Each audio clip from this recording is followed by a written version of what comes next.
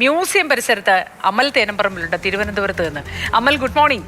Museum ഈ രാഷ്ട്രീയ വ്യത്യാസങ്ങളുടെയും ഒത്തൊരുമയുടെയും സൗഹൃദത്തിന്റെയും ഒരു ഇടമാണെന്ന് നമുക്കറിയാം. രാവിലെ നടക്കാൻ വരുന്നവർ, ആരോഗ്യം ശ്രദ്ധിക്കുന്നവർ, ഒപ്പം ആരോഗ്യപരമായി രാഷ്ട്രീയം പറയുന്നവരും. എന്താണ് അവർക്കൊക്കെ പറയാനുള്ളത്?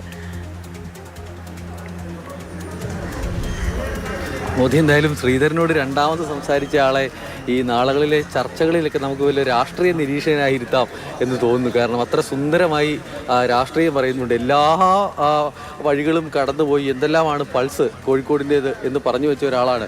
അപ്പോൾ അങ്ങനെയുള്ള ആളുകളുമുണ്ട്. മ്യൂസിയത്തിൽ ഇപ്പോൾ നടക്കാൻ പോകുന്ന ആളുകളും നടന്ന് അതിന് ശേഷം വിശ്രമിക്കാനിരിക്കുന്ന ആളുകളുമൊക്കെ ഉണ്ട്. നമുക്ക് കാണാൻ കഴിയുന്നുണ്ട്. ചേട്ടന്മാരൊക്കെ ഇങ്ങനെ അവിടെ നിന്നും നടപ്പൊക്കെ കഴിഞ്ഞ് വിശ്രമിക്കാനിരിക്കുകയാണ്. നല്ല തിരക്ക് രാവിലെ എല്ലാ ദിവസങ്ങളിലും നമുക്ക് മ്യൂസിയത്തിൽ കാണാൻ കഴിയും. കാരണം ഇത് തിരുവനന്തപുരത്തെ ആളുകളെ സംബന്ധിച്ചിടത്തോളം അവരുടെ ആരോഗ്യത്തെ സംരക്ഷിക്കുന്ന ഒരു സ്ഥലം കൂടിയാണ്. കാരണം നടക്കാൻ നല്ല ദൂരമുണ്ട്. രാവിലെ വന്നാൽ ആകാശവാണിയൊക്കെ കേട്ട് സുന്ദരമായി ഇങ്ങനെ നടന്നു പോകാൻ പറ്റുന്ന ഒരു സ്ഥലം. ഒരു 9 മണി വരെയൊക്കെ ഈ തിരക്ക് ഈ സ്ഥലങ്ങളിൽ നമുക്ക് കാണാനും കഴിയുന്നതാണ്. ഇവിടെ കുറച്ച് ചേട്ടന്മാരുണ്ട്. തിരഞ്ഞെടുപ്പൊക്കെയാണ്. ഇനി വെറും 3 ദിവസം മാത്രമാണ് അവശേഷിക്കുന്നത്. ആ 3 ദിവസത്തിൽ എന്താണ് തിരുവനന്തപുരംകാർ ചിന്തിക്കുന്നത് എന്നറിയാം. എങ്ങനെയുണ്ട് ചേട്ടാ തെരഞ്ഞെടുപ്പിൻ്റെ ആവേശമൊക്കെ? നന്നായിട്ടുണ്ട്. മറ്റു സ്ഥലങ്ങളിലേക്ക് പോലെ വലിയൊരു ആവേശവും ഓളവും ഒക്കെ തിരുവനന്തപുരം നഗരത്തിലുണ്ടോ? കൂടുതൽ വിദ്യാഭ്യാസമുള്ളവർ തിരുവനന്തപുരത്താണുള്ളത്. അതുകൊണ്ടാണ് ആവേശം മനസ്സിലായി. എന്തായാലും എങ്ങനെയുണ്ട്? ഏത് മണ്ഡല? ഞാൻ വട്ടിയൂർക്കാവ് എന്ന് പറഞ്ഞാൽ കേരളത്തിലെ തന്നെ ഏറ്റവും ശക്തമായ ത്രികോണ പോരാട്ടം നടക്കുന്ന മണ്ഡലങ്ങളിൽ ഒന്നാണ്. എന്താ വട്ടിയൂർക്കാവിലെ ഒരു അവസ്ഥ? ത്രികോണം എന്ന് പറയുന്നത് 100% ശരിയാണ്. ഇപ്പോൾ ഏറ്റവും കൂടുതൽ അവിടെ സാമ്പത്തികമായ കാര്യങ്ങൾ ജനങ്ങൾക്ക് ചെയ്തു കൊടുത്ത് പ്രശാന്താണ്. പ്രശാന്തും പിന്നെ ശ്രീലേഖ വന്നിട്ട് വലിയ വർക്കാണ്. അപ്പോൾ ഇപ്പോൾ മോഡിയും കൂടെ വന്നതുകൊണ്ട് നമുക്ക് പ്രത്യേകിച്ചൊന്നും പറയാൻ പറ്റില്ല. ആരും തമ്മിലാ വട്ടിയൂർക്കാവിൽ മത്സരം? മുരളീധരനും പ്രശാന്തും തമ്മിലാണോ, അതോ ശ്രീലേഖയും പ്രശാന്തും തമ്മിലാണോ, അതോ 3 പേരും മത്സരത്തിൽ നമുക്ക് തീർത്ത് പറയാൻ പറ്റില്ല.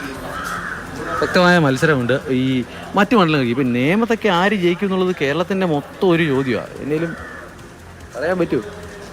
നിയമമല്ല. ഇപ്പോൾ മോഡി ഇവിടെ വന്നേ പിന്നീട് വളരെ വ്യത്യാസമുണ്ട്. എന്തായാലും BJP 10 അക്കം ജയിക്കാൻ, കൂടുതൽ ജയിക്കും. 10 അക്കം ജയിക്കും എന്നാണ് പറയുന്നത്. വലിയ ആത്മവിശ്വാസത്തിലാണ്. BJP നേതാക്കൾ പോലും ഒരു 4-5 സീറ്റിനപ്പുറത്തേക്കൊന്നും ആത്മവിശ്വാസം പ്രകടിപ്പിക്കാത്തപ്പോൾ ചേട്ടൻ 10 സീറ്റ് വരെ പറയുന്നുണ്ട്. എങ്ങനെയുണ്ട് ഒരു മൂടൊക്കെ?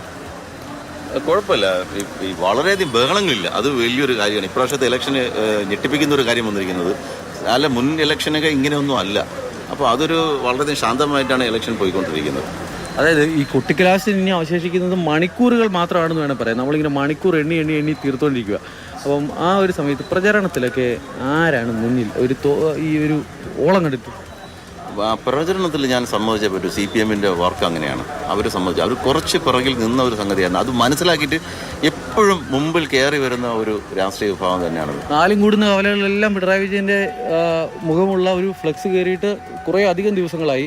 അത് നടക്കുന്നുണ്ട്. അതോടൊപ്പം തന്നെ പുറത്തുള്ള പ്രചരണവും വലിയ ആവേശത്തോടെ തന്നെ നടക്കുന്നുണ്ട്. വട്ടിയൂർക്കാവിലൊക്കെ എങ്ങനെയുണ്ട് ചേട്ടാ? വട്ടിയൂർക്കാവാ? അല്ലല്ല, ഞാൻ വട്ടിയൂർക്കാവ് മണ്ഡലമല്ല. ഞാൻ തിരുവനന്തപുരമാണ്.